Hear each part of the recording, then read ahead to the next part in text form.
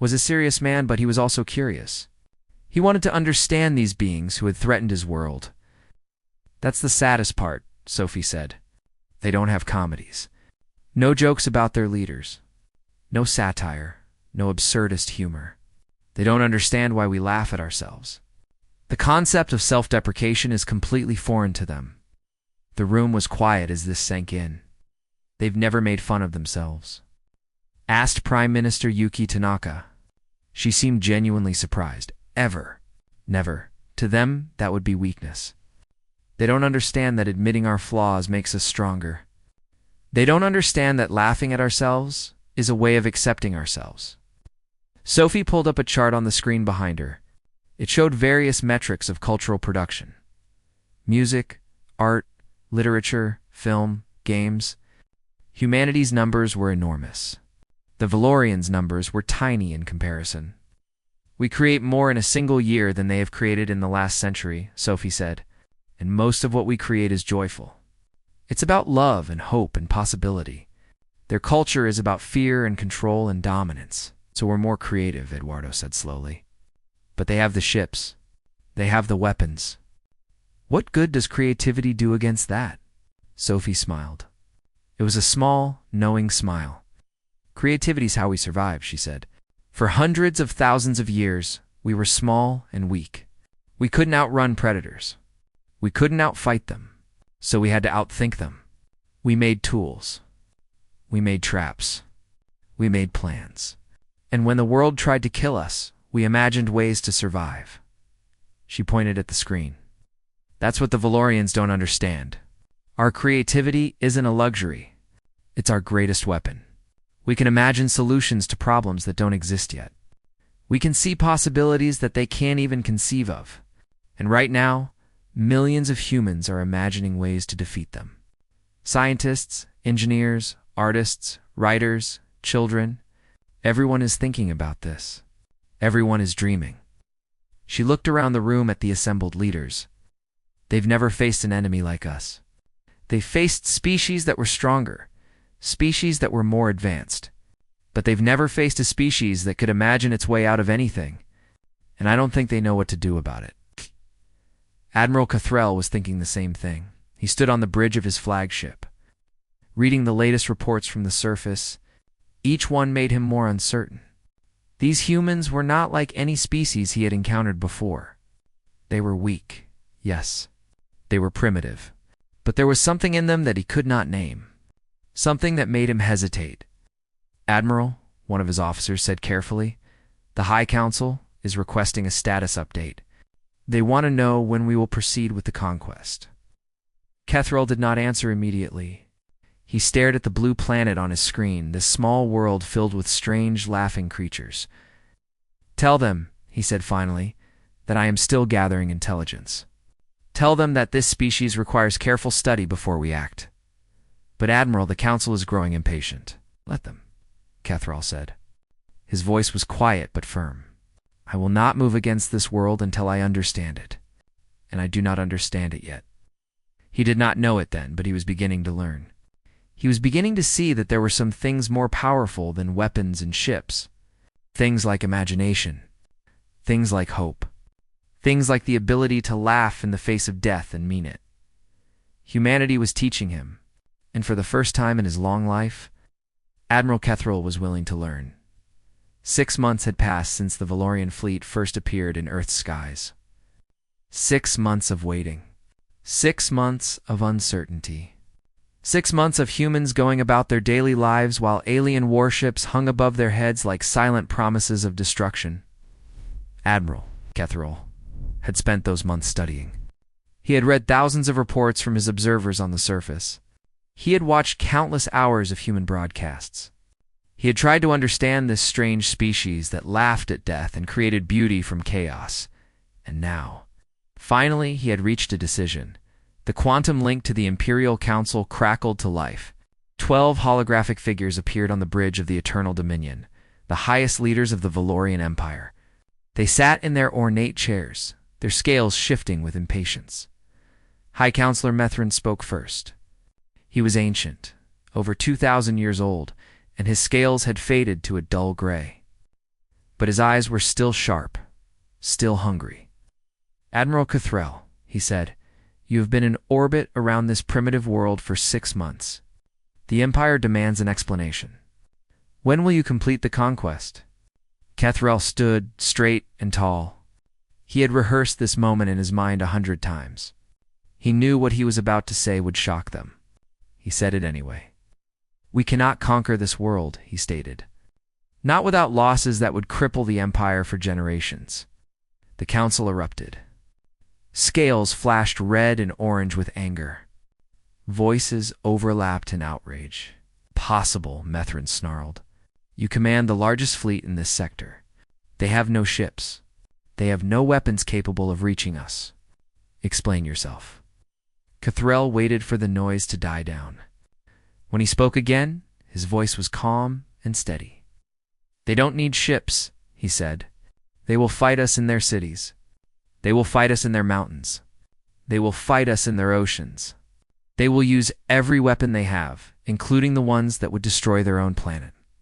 And they will keep fighting until either we are gone or they are. Then we destroy them from orbit," one of the counselors said. "Burn their cities. Poison their air. It has worked before," Lieutenant Cathrell admitted. "But consider this. Their population is 8 billion. They are spread across every landmass. They live underground, underwater, even in orbit around their world. To ensure complete elimination, we would need to render the planet completely uninhabitable. The resource cost would be enormous, and we would gain nothing from a dead world." He paused, letting this sink in. "I've run the calculations myself. A full conquest, assuming total human resistance, would cost us approximately 40% of our fleet. The occupation that followed would require a permanent military presence of at least 2 million soldiers. And even then, we would face constant rebellion. They would never stop fighting. Never. That is who they are." Mithron's scales had shifted from angry red to thoughtful gray. "You speak as if you admire them." "I have learned to respect them," Cathrell said carefully. "There is a difference. Respect?" Another counselor spoke, her voice dripping with contempt. "They are primitive. They still burn carbon for energy. They still use chemical rockets to reach their own moon. What could they possibly have that deserves our respect?" Cathrell had been waiting for this question. "Akria," he said. "Not just weapons, but art, music, stories. They imagine futures they have never seen and work to make them real. Every other species we have conquered was focused on survival, on the present. Humans live in their imaginations. They dream of possibilities that do not yet exist." He brought up a display on the main screen. It showed human achievements, their music, their literature, their scientific discoveries, their acts of kindness and sacrifice. "In the past 6 months, I have watched them create more art than our empire has produced in a century. I have watched them risk their lives to save strangers. I have watched them face the prospect of extinction and respond with humor, with defiance, with hope. They are not just surviving, they are thriving. Even now, even with our fleet above their heads, they are laughing and loving and dreaming." He turned to face the council directly. "If we destroy them, we destroy something the galaxy may never see again. A species that laughs at death. A species that finds meaning in chaos. A species that creates beauty in the midst of destruction. We would be removing something irreplaceable from the universe."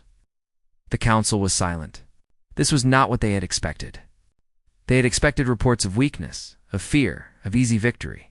Instead, they were hearing something that sounded almost like admiration.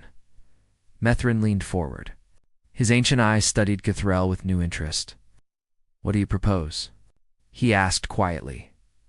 Cathrell took a deep breath. This was the moment that would define his legacy. This was the moment that would change everything. "Alliance," he said. The word hung in the air like a thunderclap. No one spoke. The council members stared at him as if he had grown a second head. "Alliance?" Methrin repeated. "With primitives? With creatures who cannot even leave their own star system? With a species that has something we have lost?" Cathrell said firmly. "For 10,000 years, we have conquered. We have absorbed, we have dominated. But when was the last time we created something new? When was the last time we imagined something that had never existed before? When was the last time we laughed? He gestured at the display, which now showed Valorian cultural production. It was sparse. Military marches, victory monuments, records of conquest. We have become stagnant, Cathrell continued. We have forgotten what it means to dream, but they have not. They dream constantly. They imagine worlds we cannot conceive. They create beauty we do not know how to make. They could teach us if we let them. And what would we offer in return? Another counselor asked. The contempt had faded from her voice, replaced by something that might have been curiosity. Technology, protection, access to the stars. They want to explore the universe. They have wanted it for centuries. We can give THM that. And in return, they can remind us what we used to be, what we could become again. Methrin sat back in his chair. His scales had shifted to a deep, thoughtful blue. The other counselors exchanged glances, uncertain and confused. This is unprecedented, Methrin said finally. In 10,000 years, the Empire has never allied with a species. We have only conquered. Then perhaps it is time for something new, Cathrell replied. Perhaps it is time for the Empire to grow, not by taking, but by learning. Perhaps it is time for us to be more than we have been. The silence stretched on. Seconds became minutes. The fate of two civilizations hung in the balance. Finally, Methrin spoke. We will consider your proposal, he said. His voice was neutral, giving nothing away.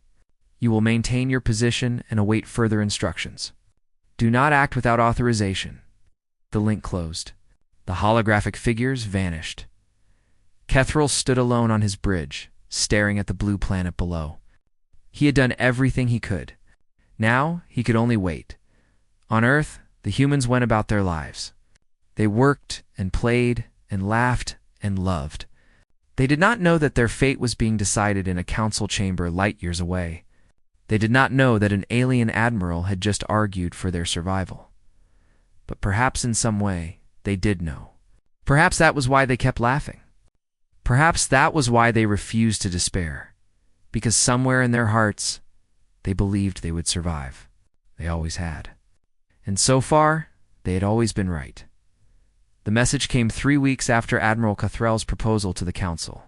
It was short and simple. Proposal approved. Proceed with alliance negotiations. Cathrell read the message twice to make sure he understood it correctly. Then he read it a third time. In 10,000 years of Valorian history, nothing like this had ever happened. The Empire did not make alliances. The Empire conquered.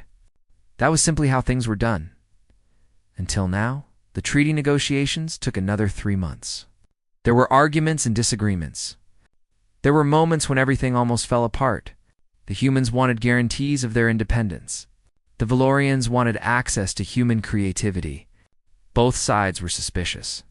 Both sides were afraid of being taken advantage of, but somehow they kept talking. And slowly, carefully, they built something new. The signing ceremony took place exactly 1 year after first contact. It was held in Geneva, in a building that had been specially constructed for this moment. The architecture was a blend of human and Valorian styles. Soaring arches and warm wood and views of the mountains beyond. Representatives from every nation on Earth were present. The Secretary-General sat at the center of the human delegation, surrounded by presidents and prime ministers and kings. Across from them sat Admiral Cathrell and the highest officials of the Valorian Empire. High Counselor Methron himself had made the journey, something he had not done in over 500 years. The cameras broadcast the event to every screen on Earth and every ship in the Valorian fleet. Billions of beings watched as history was made. Ambassador Linda Morris spoke first. She stood at the podium, her gray hair pulled back, her eyes bright with emotion. She had spent her entire career working toward moments like this. She had never imagined one this big. 1 year ago, she began, we looked up and saw ships in our sky. We did not know if we would survive. We did not know if our children would have a future. All we knew was that we were not alone in the universe, and that the universe might not be friendly. She paused, looking out at the assembled crowd. Today, we signed a treaty of alliance between Earth and the Valorian Empire. This is not the end we expected. It is not the future we imagined in our stories. It is something stranger and more wonderful than anything we dreamed. She smiled, and there was a hint of that same humor that had startled Kethril on their first meeting. We expected conquerors. We found partners. We expected an ending. We found a beginning. Admiral Kethril spoke next. His voice was deep and resonant, translated into 100 languages simultaneously. He stood tall, his scales shimmering with colors that the humans had learned to recognize as pride and hope. The Valorian Empire has learned something from humanity, he said. We have learned that true strength is not measured in conquests or in fear. It is measured in resilience, in creativity, in the courage to face the unknown with hope instead of despair. He looked at the human delegation, at these small beings who had laughed at his threats and refused to surrender. You taught us to remember what we had forgotten. You reminded us that there is more to existence than dominance and control. There is joy. There is laughter. There is the endless, beautiful act of creation. He bowed his head slightly, a gesture of respect that his species had not shown to another for millennia. Thank you. The treaty was signed with pens that had been specially made for the occasion, human signatures and flowing script. Valorian signatures and angular marks, two very different ways of writing, two very different species, one future. Afterward, there was a reception. Humans and Valorians mingled in the Great Hall, trying to talk to each other, trying to understand each other. It was awkward and strange and often confusing, but it was also hopeful. Danny Kowalski, the young communications officer who had been present at the very first contact, found himself standing near a window with Trelsa. The Valorian observer who had been so confused by the comic convention, they watched the crowd together in comfortable silence. I have a question, Trelsa said eventually. Sure, Danny replied. When we first appeared in your system, when we threatened your entire species with extinction, you laughed. I still don't understand why. Danny thought about it for a moment. Outside the window, the sun was setting over the mountains. The sky was painted in shades of orange and pink. It was beautiful, because it was absurd, he said finally. The whole situation, here we were, this little species on a tiny planet being threatened by an empire that had conquered star systems. By every logical measure, we should have been terrified. We should have given up immediately, but you didn't. No, because logic isn't the only thing that drives us. We have this thing called hope. And humor, which is kind of like hope's weird cousin. When everything is terrible and nothing makes sense, sometimes the only sane response is to laugh. And if we had attacked, if we had destroyed your world, Danny shrugged, then we would have died laughing, which, honestly, isn't the worst way to go. He turned to look at her directly. This towering alien who had come to destroy his world and stayed to learn from it. The point is, we never stopped believing we could survive. Even when the odds were impossible, even when logic said we had no chance, we believed anyway. And here we are. Across the room, Linda Morris was deep in conversation with Admiral Kethril. They had become unlikely friends over the past year, meeting regularly to discuss the progress of negotiations. Now they stood together, watching the two species learn to coexist. Now Linda said, when I was a little girl, I used to look up at the stars and wonder if anyone was out there. I spent my whole career hoping to find out. And now you know, Kethril replied. We were out there, waiting to conquer us. Yes, and instead, we found something we did not know we were looking for. Linda raised an eyebrow, which was. Kethril's scales shifted to a warm shade of gold. It was an expression of genuine affection, something his species rarely showed. Partners. True partners. A species that could match us not in strength, but in spirit. A species that could show us that there is more to existence than dominance and fear. Linda smiled. Well, Admiral, if there's one thing humans are good at, it's being unexpected. Indeed, Cathrell agreed. Indeed you are. High Counselor Methrin approached them. He moved slowly, his ancient body showing its age, but his eyes were bright with something that might have been wonder. I have lived for over 2,000 years, he said quietly. I have seen the rise and fall of empires. I have watched species be born and die, but I have never seen anything like this. He gestured at the room, at humans and Valorians laughing together, sharing food and stories. You were right, Cathrell. This species is different. They are small and weak and primitive, but there is something in them that burns, something that refuses to die, something that makes them impossible to defeat. He looked at Linda, his 4 eyes studying her with ancient wisdom. Call it hope? We had forgotten that such a thing existed. You have reminded us. Linda took his hand.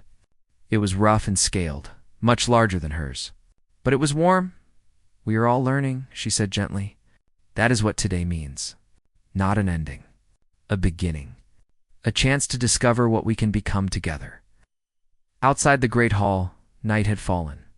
The stars were bright and clear, visible through the tall windows. Among them, the lights of the Valorian fleet could be seen. It's no longer a threat, but a promise. The universe was vast and old, filled with wonders and terrors beyond counting. But on this night, on this small blue world, 2 species had found something precious. They had found each other, and humanity, as it always did, met the moment with a smile. This was not the end of their story. It was only the beginning. There would be challenges ahead. There would be misunderstandings and conflicts. There would be moments when the alliance seemed ready to shatter, but there would also be triumphs. T1. Welcome to Earth, he said, extending his hand. When the Valorians stared at it in confusion, he smoothly changed the gesture into a small bow. We've prepared a conference room for our discussions. There's coffee if you'd like to try it. Also, some pastries. The lead Valorian was a diplomat named Shalvera. She was smaller than the others, though still much larger than any human. Her scales were a controlled shade of gray, indicating careful neutrality. She studied Carlos with 4 unblinking eyes. You offer us refreshments? She asked. Her voice was sharp and clear. We have threatened your entire species with extinction. Well, yes, Carlos said, beginning to walk toward the building, but you haven't actually done anything yet. And we find that negotiations go better when everyone's had something to eat. It's a human thing. The Valorians followed, uncertain but curious. They passed through hallways filled with humans who stared at them with a mixture of fear and fascination. Some of the younger staff members were taking pictures with their phones. One child, the daughter of a delegate, waved at them from behind her mother's legs. The conference room was simple. A long wooden table, comfortable chairs, large windows that showed the city beyond. The pastries were arranged on a silver tray, and the smell of fresh coffee filled the air. The humans took their seats on one side of the table. The Valorians took the other. For a moment, no one spoke. Then Shalvera began. The Empire's terms are simple, she stated. Her voice carried the weight of absolute certainty. Total surrender. Your military forces will be disbanded. Your governments will answer to imperial governors. Your resources will be allocated according to our needs. In exchange, we will permit your species to continue existing in a diminished capacity. The humans listened politely. When Shalvera finished, they exchanged glances. Some of them were clearly trying not to smile. General Amy Patterson spoke first. She was the head of Earth's Combined Defense Council, a woman in her 50s with short gray hair and a face that showed no fear. She had fought in wars. She had lost friends. She had made hard decisions that kept her awake at night. But she had never surrendered, and she was not going to start now. Right? She said calmly. So here's the thing. We're going to have to decline. Shalvera's scales flickered orange with anger. Decline? You have no fleet. No interstellar capabilities. Your weapons are primitive. You cannot decline.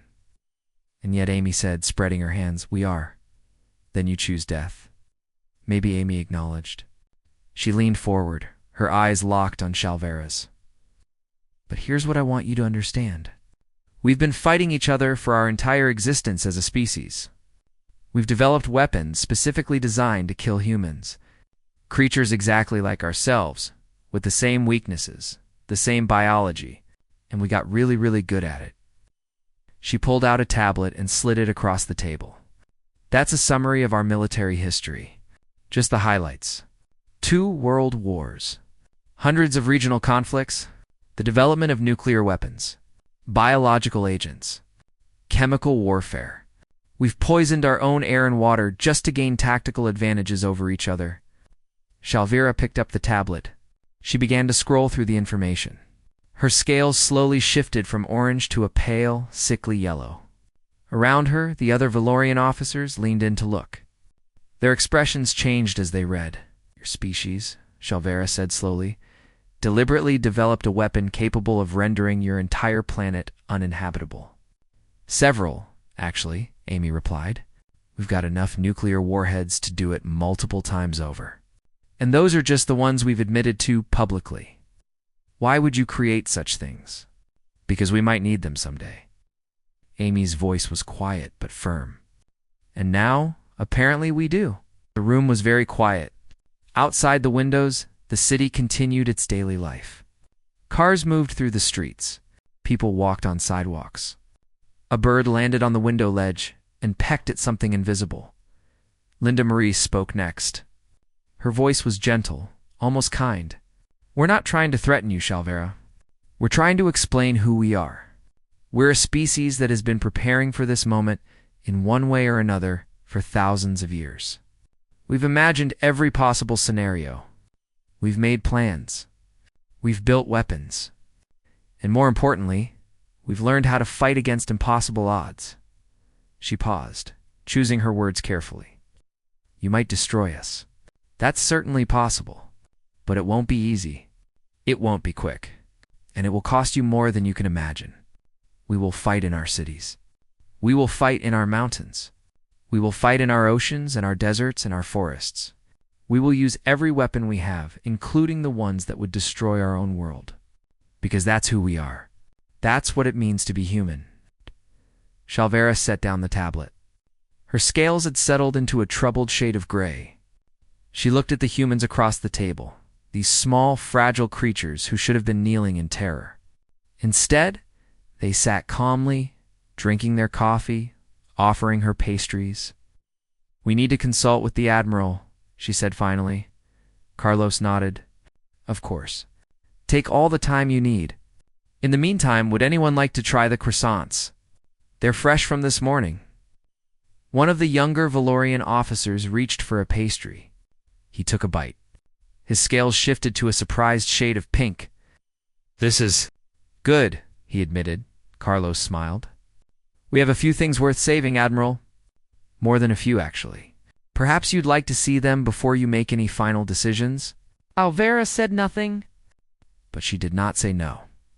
The Valorians did not attack. Instead, Admiral Cathrell made an unusual request. He wanted to study humanity. He wanted to understand this strange species before making any final decisions about their fate. Earth's leaders agreed. They had nothing to lose and everything to gain. If the aliens wanted to learn about humanity, then humanity would show them everything. The good, the bad, the beautiful, the ugly. All of it. For 3 months, Valorian observers were permitted to live among humans.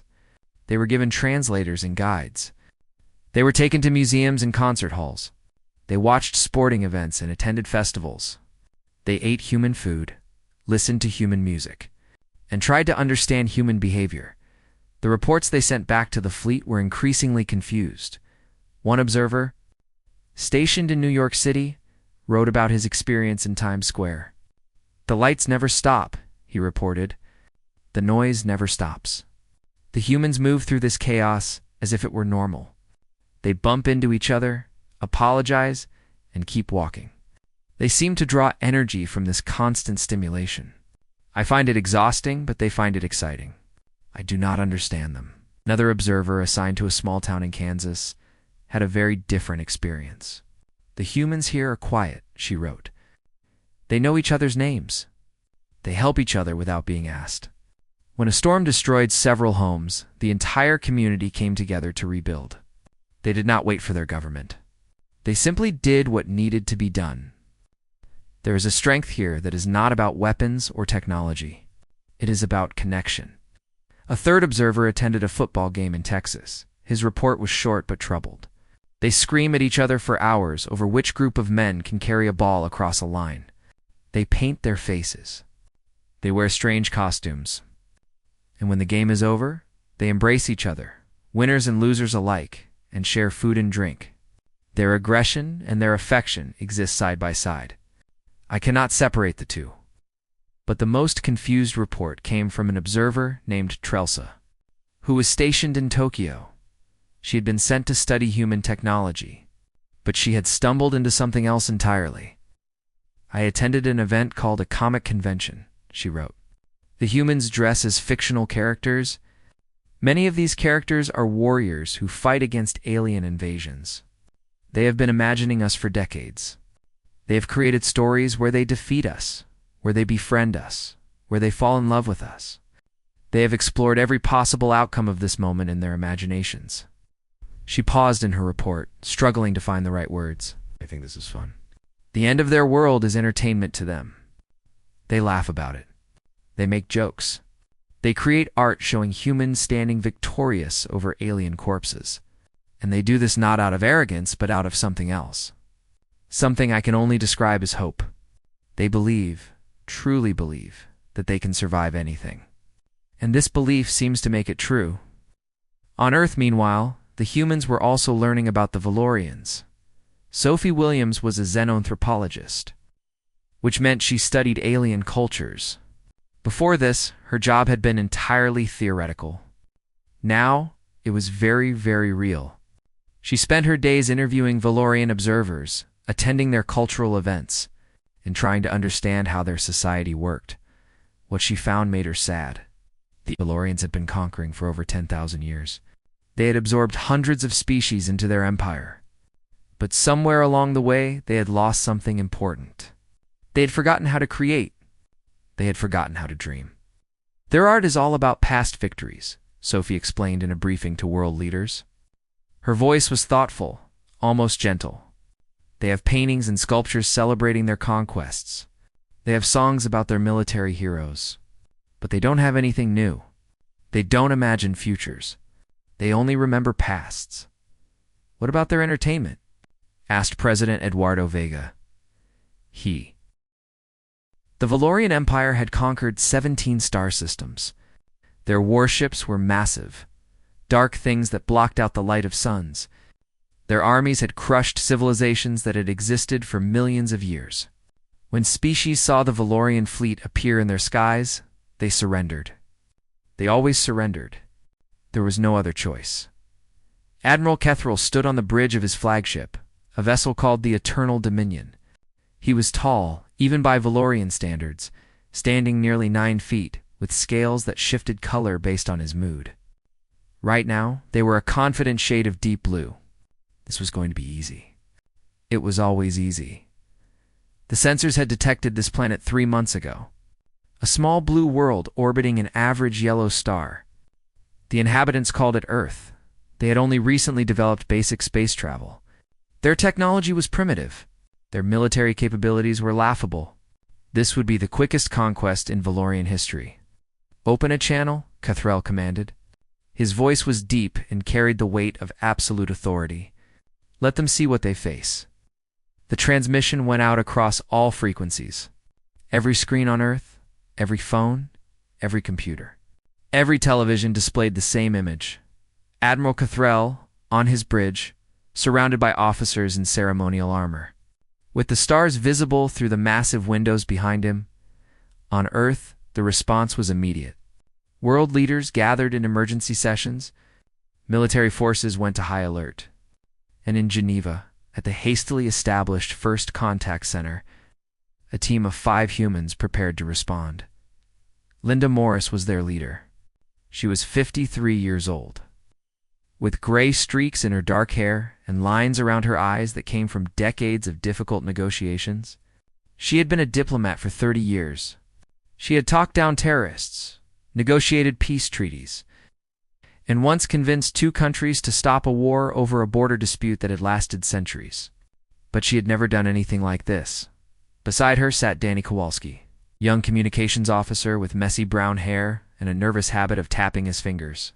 He was 26 and had been chosen for this assignment because he was brilliant with languages and technology. He was also terrified, though he was trying very hard not to show it. Colonel Maria Santos represented the military. She was compact and strong, with short black hair and eyes that missed nothing. She had served in 3 wars and had the scars to prove it. She was not afraid of the aliens. She was not afraid of anything. But she was deeply concerned about what might happen next. Pete Harrison was the science advisor. He was tall and thin, with glasses that kept sliding down his nose. He had spent his entire career studying the possibility of extraterrestrial life. Now that it was here, he found himself oddly calm. This was what he had prepared for his whole life. The 5th member of the team was Grace Chen, psychologist specializing in crisis negotiation. She was quiet and observant, with a talent for reading people. She hoped that talent would extend to reading aliens. They watched Admiral Kethrel's image appear on their screens. They listened as he spoke. "People of this world," the alien began. His voice was translated by some unknown technology, the words appearing in perfect English. "You stand before the Valorian Empire. We have subjugated species older than your sun. We have broken civilizations that spanned galaxies. You will submit, or you will be erased from existence." There was a long pause in the Geneva room. Linda Morris felt something strange building in her chest. It started small, like a tickle, and then it grew. She tried to stop it. She really did. But it was impossible. She snorted. It was a loud, undignified sound that echoed in the quiet room. Danny Kowalski made a noise that was half cough, half laugh. He bit his lips so hard it hurt. His shoulders were shaking. Colonel Santos had her hand pressed firmly over her mouth. Her eyes were watering. Pete Harrison was trembling. At first, it might have looked like fear, but his face was red and he was making small, squeaking sounds. Grace Chen was the most composed. But even she was struggling. A smile kept trying to break through her professional expression. On the screen, Admiral Kethrel's scales flickered with confusion. This was not the reaction he had expected. He had seen fear. He had seen despair. He had seen beings fall to their knees and beg for mercy. But he had never seen this. "I'm sorry," Linda finally managed to say. She wiped her eyes with the back of her hand. "I'm so sorry. That was unprofessional. It's just," she had to stop and take a breath. "Did you rehearse that? The whole older than your son bit? Because that was really good. Very dramatic." Kethrel's scales shifted to a deeper shade of purple. "You dare mock the Empire?"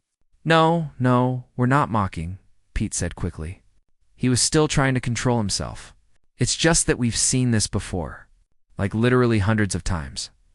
We have an entire genre dedicated to this exact scenario." "Which genre?"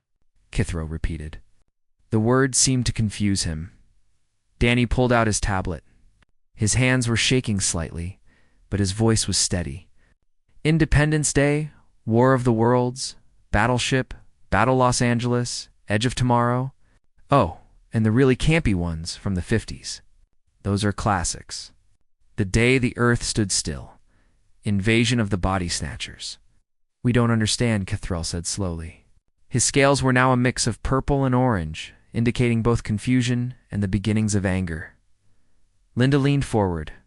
Her expression had settled into something more serious, though there was still a hint of amusement in her eyes.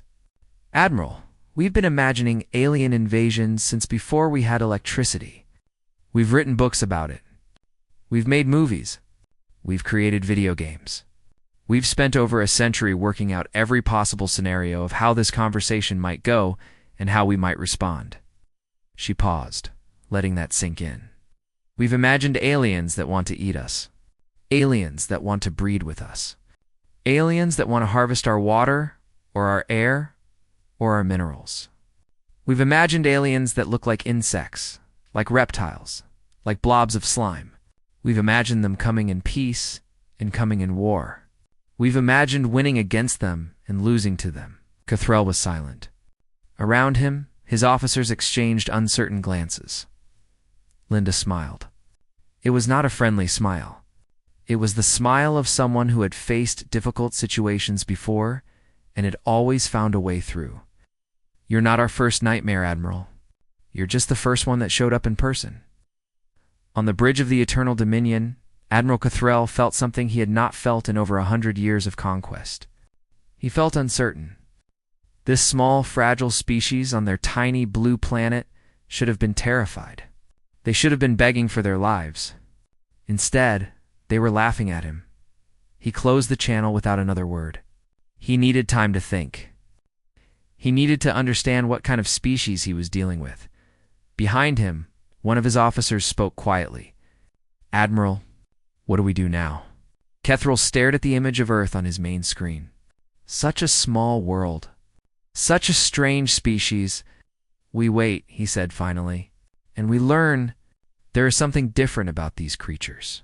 Something we have never encountered before. He did not know it yet, but he was right. Humanity was different, and that difference would change everything.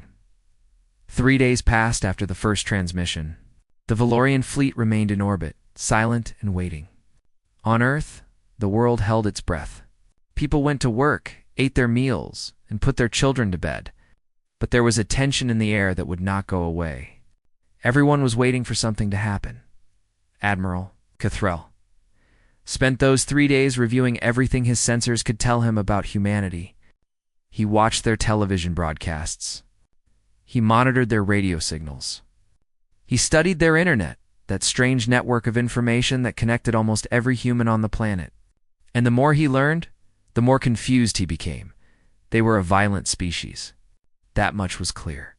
Their history was filled with wars, with cruelty, with terrible acts of destruction. They had killed millions of their own kind over differences in belief, in skin color, in the lines they drew on their maps. By Valorian standards, they should have been perfect subjects for conquest. A divided species was an easy species to control, but there was something else, something that did not fit.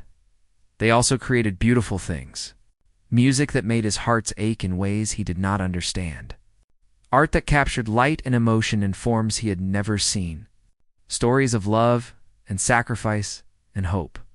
They were capable of incredible cruelty, yes, but also incredible kindness.